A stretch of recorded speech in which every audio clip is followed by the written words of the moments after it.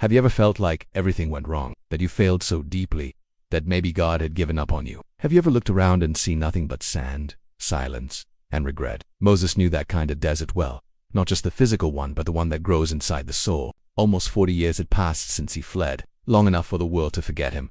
Egypt moved on. The Hebrew people remained in chains, and he became a shepherd of sheep in the desert, a prince now carrying a staff and dust on his feet. The mountains around Midian were dry, but not drier than his hope. He often wondered if he was still the same man, the one who once burned with justice and killed an Egyptian, the one who dreamed of setting his people free, the one who, maybe, would be used by God. But all of that seemed as distant now as the pyramids he left behind. The desert is cruel, but honest. It strips away masks, titles, and dreams of glory, and shows you who you really are. And Moses was now just an ordinary man, aging far away from any story. There were nights when he looked up at the stars and asked, "Why was I saved from the Nile, only to end up like this? Why did God let me live, grow up among kings, only to die among rocks?" But there were no answers, no angels, no visions, no signs, just silence. Silence, and the sound of his own thoughts, louder than any beast in the desert. Zipporah, his wife, could see the weight in his eyes, but Moses never spoke of the past. It was as if that word, Egypt, had been locked away in a chest deep in his heart, a heavy chest that sometimes creaked open in the middle of the night. He cared for the sheep the way you care for a wound, with attention, with routine, with a kind of focus that keeps your mind from wandering too far. But the past is like sand on the wind, it always finds a way back. That morning, he walked toward Horeb, just another mountain, on just another day. But something felt different in the air. A hot wind, a strange scent, a silence that felt thicker. The sheep grazed peacefully, but Moses felt unsettled, a tightness in his chest, not of the body, but the soul. And then he saw it, in the distance, between the rocks, a small bush, burning but not burning up. He blinked, thought it might be a mirage. The desert heat could play tricks, but no. The bush blazed, and yet remained whole. The fire didn't consume it. It wrapped around it, almost with reverence. Moses approached slowly. Each step felt heavy, like time had slowed down. His heart beat like it once did in his youth, when he still believed in miracles. And then, a voice. Moses. The name echoed like the universe itself had spoken. After 40 years of silence, someone still knew his name. "Do not come any closer. Take off your sandals. The place where you stand is holy ground." Moses fell to his knees. His hands trembled, his eyes burned, not from the fire, but from the memory that God still spoke, still called.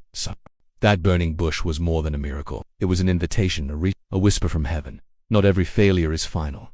Not every desert is a burial. There, before a flame that did not destroy, Moses heard the impossible. "I have seen the suffering of my people, and I have come down to rescue them." Through you, the voice didn't come from the fire or the bush. It came from within, from the place where he had buried all his dreams.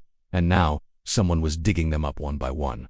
Moses resisted. He said he couldn't, that he wasn't eloquent, that he was nobody. But God had already made his decision. He would use a broken man, a fugitive, a shepherd. Because the fire doesn't choose the strongest, it chooses those who can burn without being consumed. If this story touched you, don't ignore the flame. Subscribe to the channel. We still have much to share about men who failed, ran, hid, but who, somehow, were still seen by God. Moses had never felt so much fear, nor so much hope. There, at the foot of a burning bush, he realized, God still spoke, and more, he still called him by name. But with that calling came a weight, an old fear, a voice that whispered, "You're not that man anymore." He fell to his knees. The ground was holy, but his soul felt far too stained to step on it. How could someone who had killed a man now be the one to free a nation? How could a fugitive become a liberator? The voice kept speaking, strong, yet filled with tenderness, as if it wasn't just commanding, it was also healing. "I have seen the suffering of my people," God said, "and I have come down to deliver them." Moses wanted to rejoice at that, but the next phrase made him freeze. "And I will send you." The world seemed to stop in that moment. Him, the same man who fled, who failed, who had hidden behind sheep and silence for decades. Moses looked at the fire, searching for logic. But fire has no logic. It burns, it warms, it terrifies, and it purifies. "Who am I?" Moses asked. "To go to Pharaoh. Who am I to lead the Israelites out of Egypt?" The silence was brief. Then, the simplest and most powerful answer he could ever hear. "I will be with you." No detailed plan, no guarantee of success, just a presence. But sometimes, presence is worth more than 1,000 promises.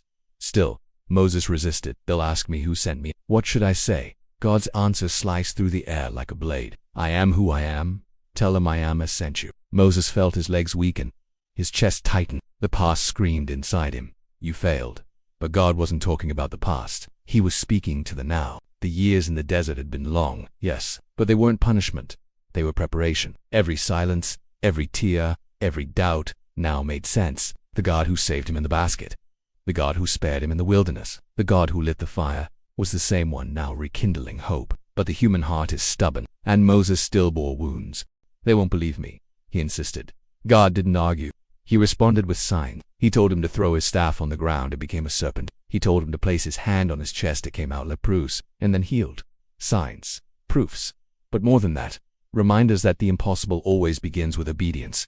Still, Moses hesitated one last time. But I don't speak well. I am slow of speech. And that's when God's tenderness turned to authority. Who gave man his mouth? Who makes him mute or deaf, seeing or blind? Is it not I? Go, I will be with your mouth. I will teach you what to say. Now, Moses' fear wasn't of Pharaoh. It was of himself, of what he'd have to face, of what he'd have to remember, of what he'd have to live after so long merely existing. But the fire still burned, and in the dust, sweat, and doubt, a first yes was born, timid, broken, but real. It wasn't a hero who answered the call. It was a tired man, a wounded man, but also a man saying, if this story touched you, don't keep it to yourself. Subscribe to the channel. We still have much to share about people who ran, who failed, who doubted, but who, at the right time, were called back to the fire. The desert had shaped Moses, not with glory, but with dust, not with crowns, but with and now, after 40 years running from who he once was, he walked back to the place he feared most, Egypt. But something was different. It wasn't the staff in his hands, nor the slightly firmer voice. It was his eyes. Moses no longer carried only guilt, he carried purpose, and that made him more dangerous than any sword. The road to the palace was slow. With every step he relived memories that burned more than the sun. The body that once crossed those halls dressed in princely robes now returned as an old, weathered man, smelling of sheep. But his eyes didn't ask for permission. They demanded justice. As he approached Pharaoh's gates, Moses knew he wouldn't be the one to tear them down. The word he carried would, and that word came from heaven. Let my people go. The phrase was simple, but behind it lay centuries of pain, voices of mothers who lost their sons, hands worn from bricks and whips, and an ancient promise made to Abraham, still echoing in the silent cries of the enslaved. Pharaoh laughed, not with humor, but with disdain. And who is this God, that I should obey him? Moses felt his heart beat faster. For a moment, he almost hesitated, but the fire from the burning bush still burned in his memory. And then he responded not with his own voice, but with presence. I am has sent me. And so began a war that would not be fought with swords, but with plagues. Water turned to blood. Frogs emerged from the rivers. Gnats, flies, disease, boils. Each plague was a response, not just to Pharaoh, but to the people of Israel. It was as if God shouted through every event, I have not forgotten you. But it was also a test for Moses. With every refusal, he asked himself, how long? With every plague, he felt the weight of leading a people who didn't yet call him a leader. Each night, he went to sleep fearing the people would turn against him, or that God would simply stop speaking. But the voice continued, and with it, signs. And with the signs, a people began slowly, between doubts and sighs to believe. There was something in Moses now, something Egypt hadn't given, something the desert hadn't killed.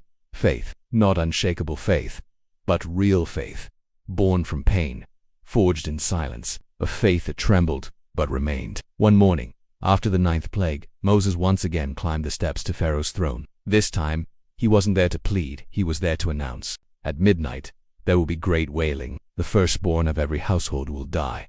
Pharaoh, enraged, expelled him. But Moses did not flinch, because now he knew deliverance was near. That night, in the Hebrew camp, Moses walked among tents and anxious stares. He repeated the instructions. Kill a lamb. Spread its blood on the doorposts. Sandals on your feet. Staff in your hand. Because tonight, the Lord will pass over us. And while the Egyptians slept in ignorance, the Hebrews dined in haste and hope. In that moment, Moses was no longer just a prophet. He was the echo of a promise. He was the bridge between centuries of slavery and the first step toward freedom. And even though the sea had not yet parted, he could already feel it. Something new was about to be born. If this part of the story moved you, subscribe to the channel. We're just beginning one of the greatest journeys of faith ever told. We'll still talk about a sea that opens, a people that complain, and a God who even in the midst of doubt never stops leading. There was silence, but not the silence of peace. It was a suspended, heavy silence, like the moment before a storm. The people of Israel didn't speak, they just walked, bare feet touching the still cold sand, hearts burning with urgency, hands clutching makeshift bundles carrying the remnants of slavery. The command was clear. Moses walked ahead not as a triumphant hero, but as a man carrying millions of doubts while staring toward a promise. Behind him, a sea of people. In front, a sea of water, the Red Sea. Uncrossable, immense, impossible. The people stopped. The fear quieted for a moment by miracles now returned with a loud voice. Murmurs spread like wildfire. Why did you bring us here? It would have been better to die in Egypt. Weren't there enough graves there? Moses didn't answer immediately. He was trembling too. The staff in his hand felt small against the ocean of uncertainty. But then he closed his eyes and remembered the bush, the voice, the fire that did not consume. The promise, I will be with you. He turned to the people and shouted, do not be afraid. Stand firm. The Lord will fight for you. Then the sound came, first distant, then closer. A sound of hooves, of wheels, of war. The Egyptian army was behind them, chariots fast as lightning, soldiers shouting. The desert had become a trap. Sea ahead, army behind. Panic became tangible. Children cried, women dropped to their knees, men trembled, and Moses, in the middle of the chaos, looked up. Lord, what do I do now? And the answer came, not as comfort, but as command. Why do you cry out to me? Tell the people to move forward. Raise your staff. Stretch out your hand over the sea, and it will divide. Moses obeyed. The wind started as a whisper. Then it became a roar. The sea split. The waters rose like living walls, pulsing beside a dry path. The people shocked saw the impossible become real. And then they walked. Every step between those walls of water was an act of faith. There was fear, yes, but there was also something new. Courage, the kind that comes after seeing blood on your door, after learning that when God opens a path, no enemy can close it. Moses stood at the rear, watching every man, woman, and child cross the impossible. And when the last Hebrew stepped onto the other side, he paused. The Egyptian army followed the same path, blind confidence, ancient arrogance. But the sea did not belong to them. Moses raised his staff once more. The waters once firm like walls turned into furious rivers. Chariots shattered. Soldiers screamed. But it was too late. The sea returned to its place. On the other shore, silence. Not the silence of fear, but of awe. People looked at each other, speechless.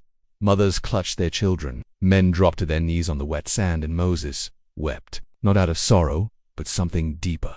Relief. Amazement. The overwhelming certainty that the God who speaks also acts. That day, the people didn't just escape. They were freed, and for the first time, they truly saw the Lord. If this crossing touched you, subscribe to the channel, because Moses' journey is far from over. The desert still lies ahead, the hunger, the doubt of the mountain, but above all, there is a God who even when the sea closes continues opening invisible paths. The sea had already closed, but Moses' journey was just beginning. The people walked in freedom, but inside them, Egypt still lingered.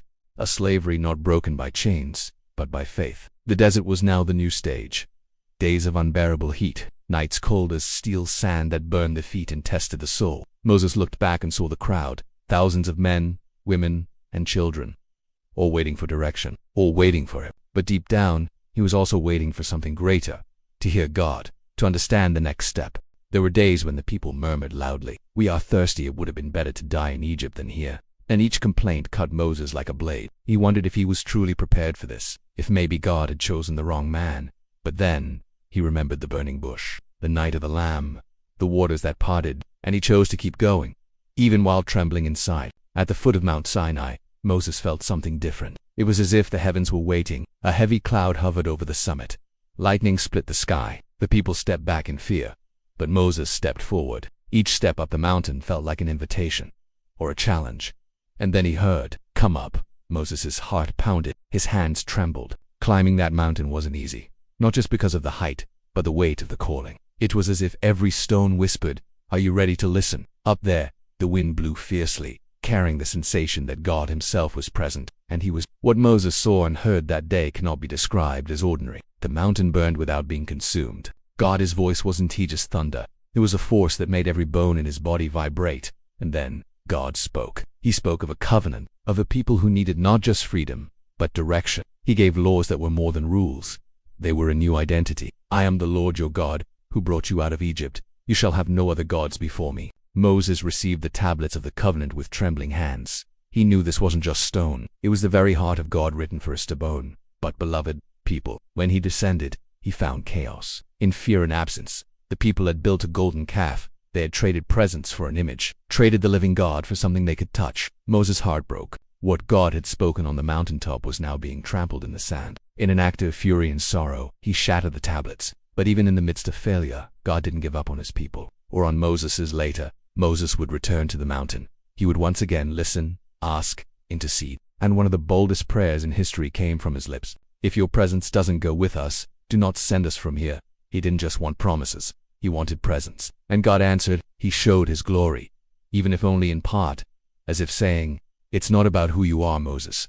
It's about who I am." Moses came down from the mountain with his face shining, not from the sun, but because he had been with God. And there, in the midst of the desert, the people saw something Egypt could never understand. When God is present, even the impossible becomes a path. Moses' story didn't end at Sinai. He would still face rebellions, doubts, and new deserts. But what began with a broken man in front of a burning bush became one of the greatest journeys of faith in all of history. And perhaps that's what your story is trying to say too.